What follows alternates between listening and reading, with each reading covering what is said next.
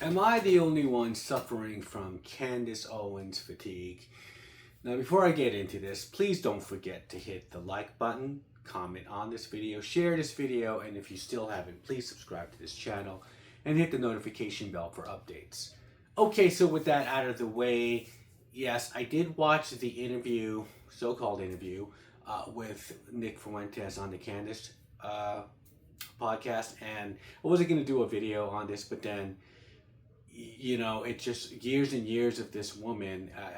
This was the icing on the cake, and so I just had to make a video on this, and give you my thoughts.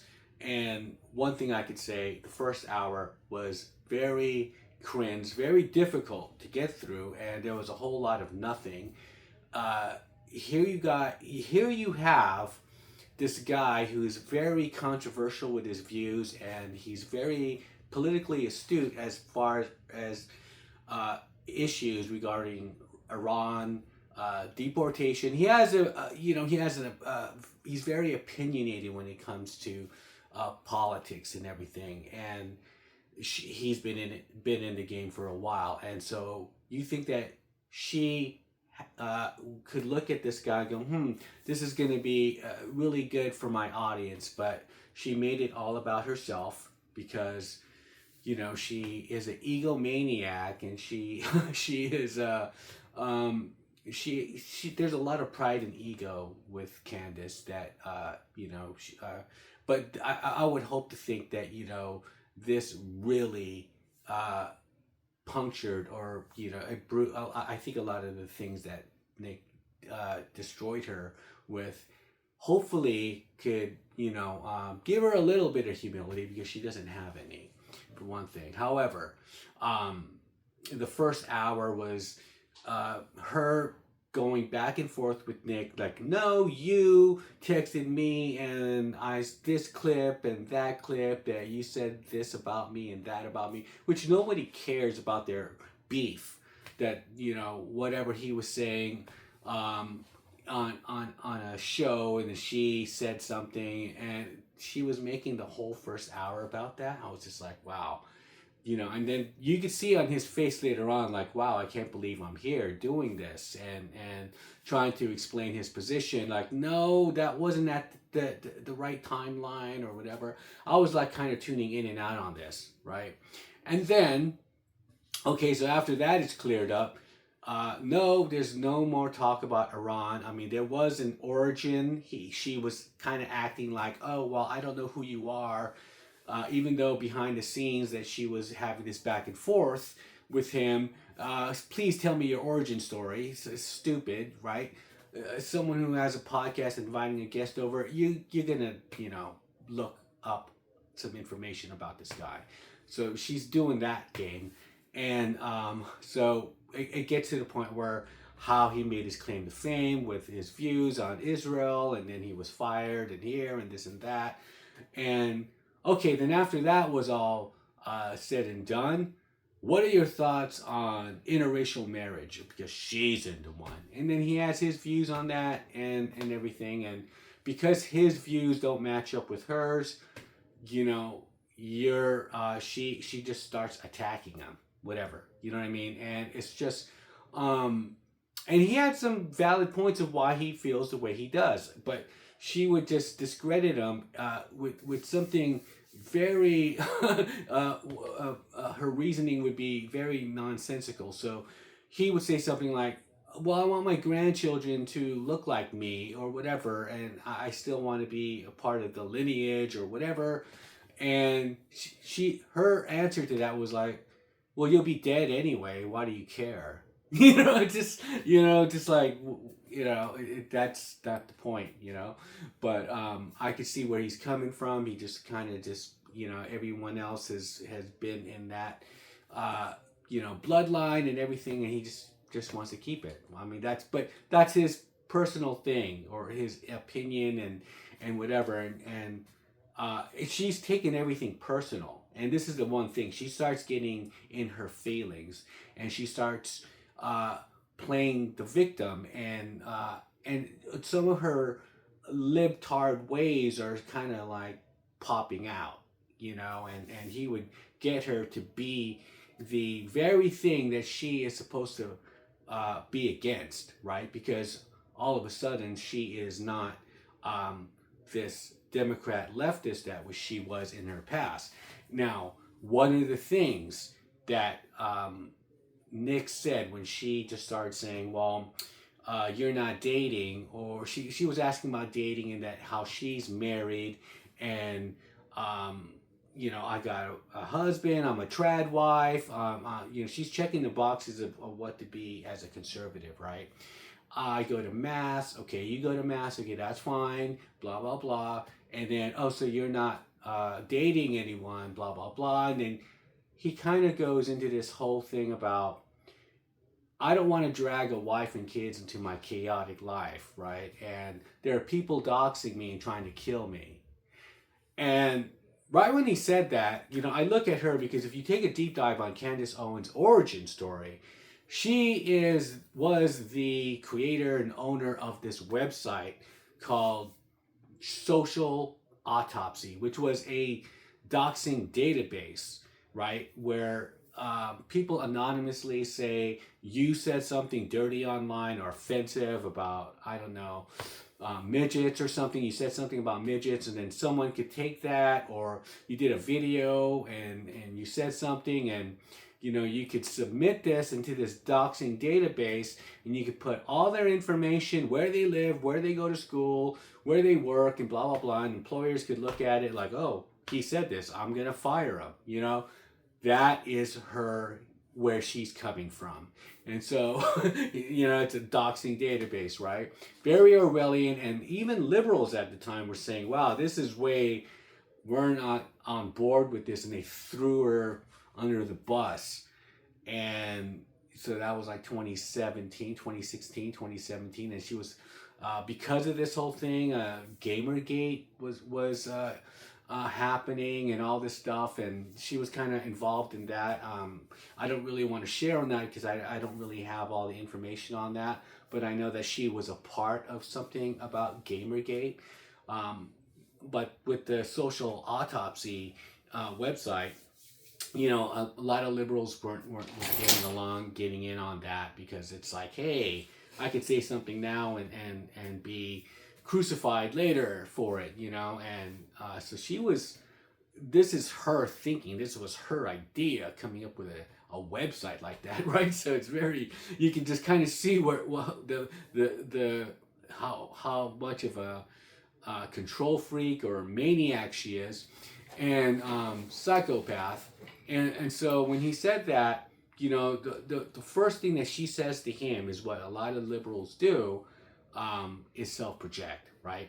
So she goes, did I trigger you, right? And then he's all, no, you didn't trigger me, because she's triggered, right? And you know, when he mentioned the whole thing about the database, or not the database, but just being doxxed and people trying to kill him. And so she had to attack him, and she was saying things to him like, this is why you suck, and this and that. And you know, he remained calm and focused and answered questions. And because he's been doing this, he's debated the best of the best in his past, and you can't beat this guy, right? And so he really made her look kind of not just stupid, but just ignorant, but to the point where she had no answers on anything, so she just had to attack and try to like they always do, just kill the messenger and not deflect by not even answering it, like, oh, you're a racist, like how they do that. She's pretty much been resulted to be doing that to him. And it was sad because, there was a post-game video that Nick made regarding the interview with Candace, and he was kind of explaining what happened before the interview and after the interview, where he was just like, what the fuck was that kind of thing. He said he got in his car and he's like, what the hell was that? And that she texted him like, I'm calling you out, and then all this kind of garbage. But one thing that she did was, just like the mainstream legacy media would do, is contextualize clips. So she had this commercial for the interview with Nick, where the question is posed, oh, so do you hate Jews? And he just kind of like looks up like, and then it's cut, and then it's like Candace Owens and Nick, the full interview tomorrow, whatever, right?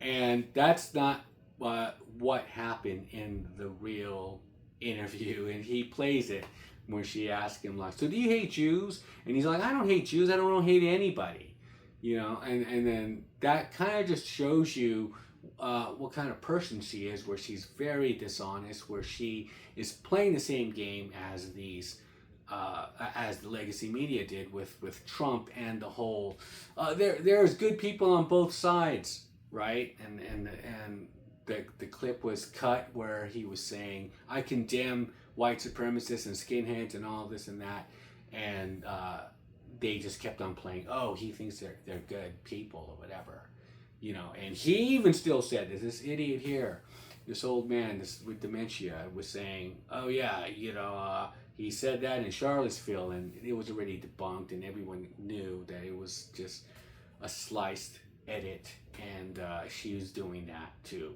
So this is kind of the person that Candace is. She's and the whole thing about Brexit, and she doesn't care about black people. That's one thing. If you go back to her history and how she came about, and she was explaining this on the Joe Rogan show when she was on there about, oh yeah, there's 3 white kids, and when I was in high school, and they left some bad voicemails in my phone, and one of them was her friend, but there was these 3 other white kids, and she just they said some bad things, but then, however, you know, she got the NAACP and this and that. Her dad, she does come from money. She's not this poor little girl. She wants to.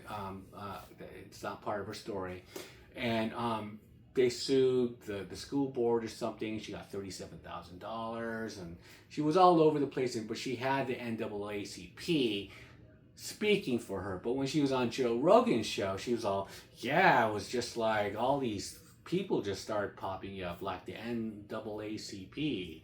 Because if you're a partisan hack, you don't like the NAACP, right? So she's trying to distance herself from the NAACP, you know, on the Joe Rogan show. But you know what? If you just gotta just go do some digging, you know, she's standing there with the NAACP and this news clipping. She's such a phony, you know. She's so fake. But I don't know if I missed anything, because I'm just kind of just going off the dome and just thinking of all, because there's so much crap about her, you know. And the whole playing the race card, you know, just like in a congressional hearing with Ted Lieu, was playing this interview, or this she answered this question about Hitler, and trying to say, okay, yeah, they were trying to like make it look like she's defending Hitler or this or that. And the first thing she says, and answering Nader and you know, the whole hearing, she's all, well, Ted just seems to be, it's obvious that Ted is thinks that black people are stupid. So there she goes, she plays the race card, right? And the thing is, she does it very sly. She's very slick when she does it, and people don't, you know, on the right, either they just give her a pass or don't notice it, but when she does it, she does use it. She plays it, right? And so that's the thing. She is a grift, and I'm glad that Nick destroyed her. And it wasn't an interview where you know, you got to come out of the interview like, huh, there were some interesting debates, some interesting back and forth. It was all stupid bullshit. It was all about you're not dating, or and when he would also school her on certain things, made her look like very ignorant and very just low IQ regarding even the black struggle, right? When it had to do with why black people behave the way they do.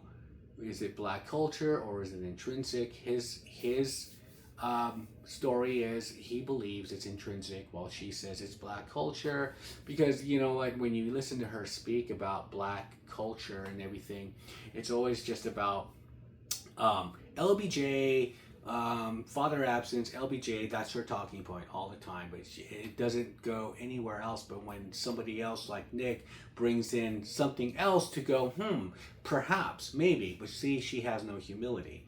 She can't stray away from her programming, her talking point. She has to be this partisan hack, whatever. And so any kinds of what is it? What she always kind of spits out to people, like diversity of thought. No, because when someone does give her diversity of thought, she doesn't want to look like she doesn't know what she's doing, and that's her problem. She has no humility.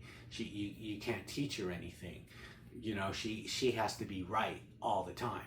So he kind of schools her on this and everything, but she's just like she can't just say at least say something in the sense of, I didn't know that. Well, I don't really want to get into this. I guess I got to do some research on that. I'll check up on that. Instead of just trying to attack him, right now she's just going to attack him, which is stupid. You don't do that to Nick, because I've seen Nick destroy people, whole panels, right? It's that's the thing. And so she's trying to get the heavyweight champion in the ring, and she got fucking knocked the fuck out pretty much. And so and this is what she gets for clout chasing, because Nick brought that up in the video. How there was this back and forth, and she said, oh, she didn't want me on her show because she doesn't want to get banned from YouTube, or attorney and this and that. But then after we bombed Iran, he was blowing up. He had 50,000 people on his live stream. And so what does she do the next day? She hits him up. And then he even said, are we just going to talk about Iran, right? And this and that. She goes, this is not a setup. It's not my style. LOL, right? And because he was reading the email, the text. And then it was, because when he got there, after she got him to explain his origin, and then how it got to the Israel thing, and how he hates Jews, and then she's framing it in a way where, wait a minute, don't we have a clip? I think we have a clip. It was already set up. She has a clip set up already, so it is a setup. She's so maniacal. She's deplorable, and I'm glad he destroyed her. So leave me a comment below. What do you think? Do you guys have Candace fatigue, and or do you stand by her? Are you still team Candace? She could do no wrong. And with that, I'll shut up, and I'll see you guys on the next one. Bye.